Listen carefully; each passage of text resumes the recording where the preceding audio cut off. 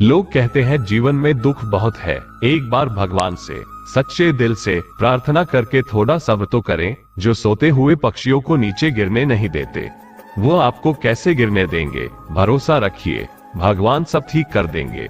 जय श्री राम, जय श्री सीताराम, जय जय हनुमान, जय बागेश्वर धाम सरकार की। दोस्तों, महाबली वीर हनुमान को भगवान शिव का रुद्र अवतार माना गया है। शास्त्रों में हनुमान जी को प्रसन्न करने के लिए कई सारे उपाय बताए गए हैं और उन्हीं में जो सबसे विशेष उपाय है वो है हनुमान जी को चोला चढ़ाना। तो आज इस वीडियो में आपको बताने जा रहे हैं हनुमान जी को चोला चढ़ाने के सही और संपूर्ण विधि कि आप हनुमान जी को चोला क्यों अर्पित करें। चोला अर्पित करने के लिए क्या क्या सामग्री जरूरी है, चोला अर्पित करने की विधि क्या है, हनुमान जी को चोला कौन अर्पित कर सकता है और कौन नहीं कर सकते हैं, मंगलवार को हम अपनी किन मनोकामनाओं के लिए चोला अर्पित करते हैं और शनिवार को हम किन मनोकामनाओं की पूर्ति के लिए चोला अर्पित करते हैं, और हनुमान जी को चोला अर्पित करने से हमें क्या लाभ मिलता है, ये संपूर्ण जानकारी हम आपको वीडियो में देने वाले हैं। दोस्तों, गुरुजी ने हनुमान जी को चोला अर्पित करने वालों के लिए कुछ विशेष बातें भी बताई हैं, जो हम वीडियो के अंत में बताने वाले हैं, तो वीडियो को अंत तक जरूर देखें। दोस्तों, स्वागत है आप सभी का आपके अपने चैनल राम राम जी में। जय सीताराम। वीडियो शुरू करने से पहले आप सभी से विनम्र निवेदन है कि आपने अगर अभी तक चैनल सब्सक्राइब नहीं किया है तो ऐसी ही व्रत, कथा, त्योहार व सनातन धर्म से जुड़ी जानकारी सबसे पहले जानने के लिए सब्सक्राइब अवश्य कर लीजिए। दोस्तों, जिन भी व्यक्ति के शनि की 7.5 भया दशा, महादशा या अंतरदशा चल रही है और उससे मुक्ति चाहते हैं तो हनुमान जी की सेवा उन्हें जरूर करनी चाहिए और हनुमान जी को चोला अर्पित जरूर करना चाहिए। कुंडली में अगर मंगल दोष है, उससे आप छुटकारा चाहते हैं तो आपको हनुमान जी को चोला जरूर चढ़ाना चाहिए। दोस्तों, कलयुग में हम सभी जानते हैं हनुमान जी ही एक साक्षात जागृत देव है और वो सदैव आपको आपके हर संकट से उबारने के लिए तत्पर है अगर आप उनकी विशेष सेवा करते हैं। तो दोस्तों, शास्त्रों में हनुमान जी को चोला चढ़ाने के लिए जो दिन बताए गए हैं वह है मंगलवार और शनिवार, हनुमान जी की कृपा प्राप्त करने के लिए। मंगलवार को चोला चढ़ाना बेहद शुभ माना जाता है। वहीं दोस्तों, अगर आप किसी विकट समय में हैं और शत्रुओं से बहुत ज्यादा आपको परेशानी हो रही है और आप उनसे छुटकारा पाना चाहते हैं तो आप शनिवार को हनुमान जी को चोला चढ़ा सकते हैं। हालांकि अन्य दिन में भी हनुमान जी को चोला चढ़ाना वर्जित नहीं है, लेकिन क्योंकि हनुमान जी का दिवस है मंगलवार और शनिवार, इसलिए हम विशेष करके इन्हीं दिनों में हम उन्हें चोला अर्पित करते हैं। दोस्तों, ऐसा माना गया है कि कलयुग में हनुमान जी ही एक ऐसे देवता है जो थोड़ी सी पूजा से शीघ्र प्रसन्न हो जाते हैं। हालांकि बहुत सारे उपाय हैं, लेकिन चोला चढ़ाना, हनुमान जी को अगर चोला अर्पित करते हैं तो आपकी सभी मनोकामनाएं उनकी कृपा से पूर्ण हो जाती है। तो सबसे पहले मैं आपको बता दूं कि अगर आप हनुमान जी को चोला चढ़ाना चाहते हैं उसके लिए आपको सामग्री क्या चाहिए। तो हनुमान जी को चोला चढ़ाने के लिए आपको चाहिए पीला सिंदूर, जिसे हम चोला सिंदूर, चोला बंधन भी कहते हैं। आप गाय का घी ले सकते हैं या आप चमेली का तेल ले सकते हैं। हालांकि हनुमान जी को चमेली का तेल ज्यादा प्रिय है तो आप चमेली का तेल ले ले। कुमकुम, चोला बंधन आप रखें और एक गंगा जल, एक माला रख ले। अगर मिल जाते हैं तो आप गुलाब के फूल ले ले या गेंदे के फूल ले लीजिए। फूलों की माला, हम पीले रंग की माला अगर हम हनुमान जी को अर्पित करते हैं तो आप एक माला रख ले। हनुमान जी की मंत्रों के जाप के लिए आप एक किताब रख ले। हनुमान चालीसा की, सुंदरकांड की किताब आप रखें। साथ ही भोग के लिए लड्डू या बूंदी या गुड़ चने रखें। तो ये सामग्री आपको चाहिए जो चोला अर्पित करने के लिए जरूरी है। अब आपको चोला अर्पित करने की विधि की ओर ले चलते हैं। देखिए, हनुमान जी को चोला उनकी मूर्ति पर ही चढ़ाया जाता है, वह भी उस मूर्ति पर जो पहले से सिंदूरी रंग की हो और जिस पर चोला चढ़ाया जाता हो। तो आप पहले से देख कर रखें कि कौन से मंदिर में चोला चढ़ाया जाता है। आप वहीं जाकर चोला चढ़ाएंगे। मंदिर में आप जब पहुंचेंगे तो सबसे पहले आप हनुमान जी को प्रणाम करेंगे और सबसे पहले हनुमान जी को चोला अर्पित करने से पहले आप गंगाजल से हनुमान जी को सबसे पहले स्नान कराएं और उसके बाद आप जो सिंदूर चोला बंधन लेकर गए हैं उसे मूर्ति के साइज के अनुसार चोला बंधन और चमेली तेल का मिश्रण करके एक अच्छा सा गाढ़ा घोल बना लें। देखिए, गाढ़ा घोल बनाएं। ज्यादा पतला घोल मिश्रण ना बनाएं कि वो हाथ से गिरने लगे।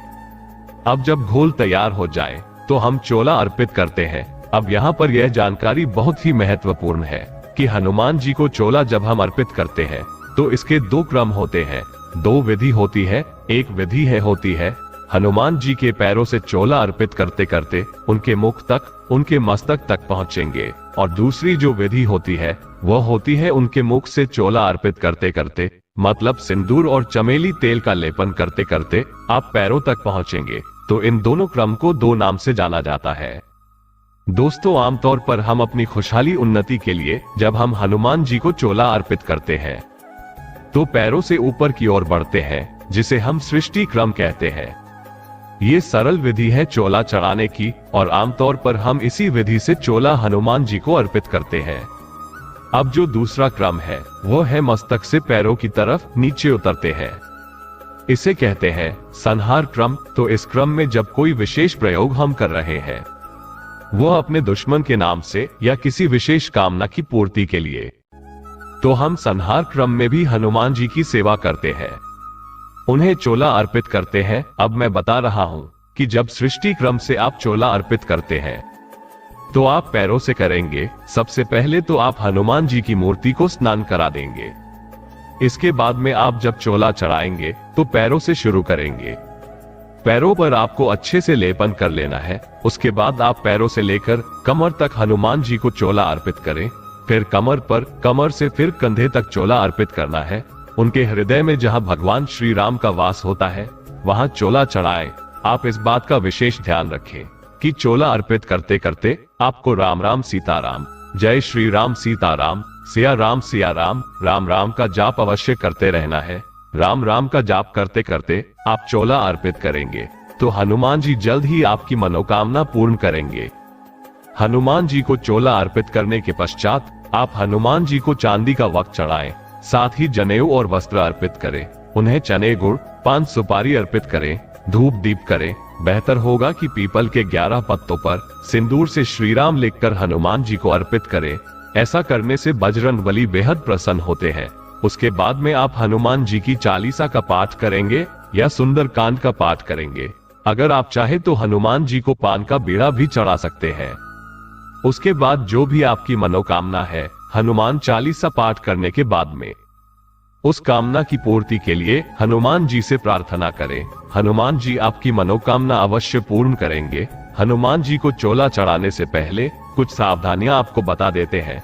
सबसे पहले आप ब्रह्मचर्य का पालन करेंगे, मांस मदिरा का सेवन नहीं करेंगे, और जो चोला चढ़ाने के लिए आपने चोला बंधन लिया है उसे आप मूर्ति के हिसाब से 1.25 पाव या 1.25 किलो के हिसाब से हमेशा रखना है। ये 1.25 में तौल कर ही लेना है।